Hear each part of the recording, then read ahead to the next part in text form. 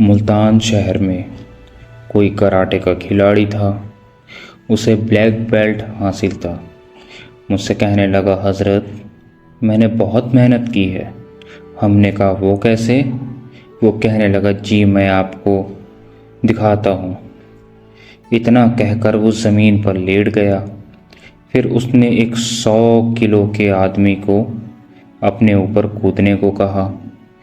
پھر اس کے پیٹ پر ایک 100 کلو کے بندے نے 10 بار چھلانگیں لگائیں اور وہ آدمی آرام سے نیچے لیٹا رہا اور اس کو اوپر وہ بھاری بھرکم بندہ اچھل اچھل کر چھلانگ لگا رہا تھا۔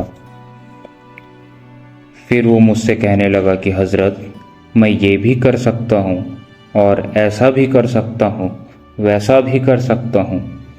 کچھ عرصے کے بعد دوبارہ میرے اس سے ملاقات ہوئی۔ میں نے پوچھا، بھائی کیا حال ہے آپ کا؟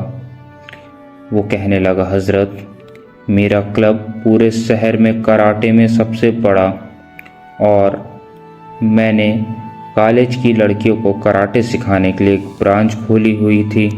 کلب کھلنے کے بعد میں ایک بار وہاں گیا تو میں نے وہاں کی حالت دیکھی تو مجھے سب عجیب لگا، تو میں نے اس برانچ کو بالکل بند کر دیا۔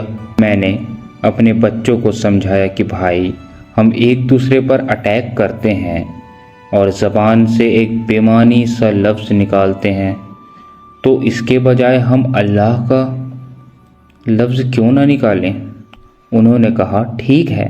میں نے کہا کہ تمہیں اب فائٹ کرنی ہو یا اٹیک کرنا ہو، سب اللہ کے لفظ سے اٹیک کرنا۔ کہنے لگا، جب ہم نے اللہ اللہ کہہ کر اٹیک کرنا شروع کیا تو باہر سے گزرنے والے لوگ سمجھنے لگے کہ اندر کوئی محفل ذکر ہو رہی ہے۔ لوگ دروازے پر جمع ہو کر کہنے لگے کہ ہم بھی محفل ذکر میں آنا چاہتے ہیں۔ جب وہ اندر آئے تو ان کو پتہ چلا کہ جناب یہاں تو کراٹے سکھائے جاتے ہیں۔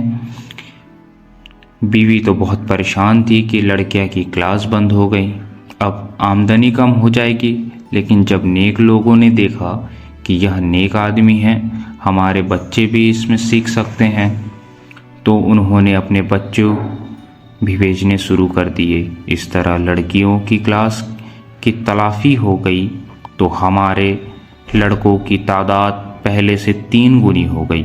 اللہ تعالیٰ نے رزق میں بھی اضافہ کر دیا۔ اب دیکھیے کہ دل میں محبت الہی آئی تو پھر ایک دوسرے کے ساتھ کھیل کود میں بھی اللہ یاد آئے گا۔ یا محبت چیز ہی ایسی ہے۔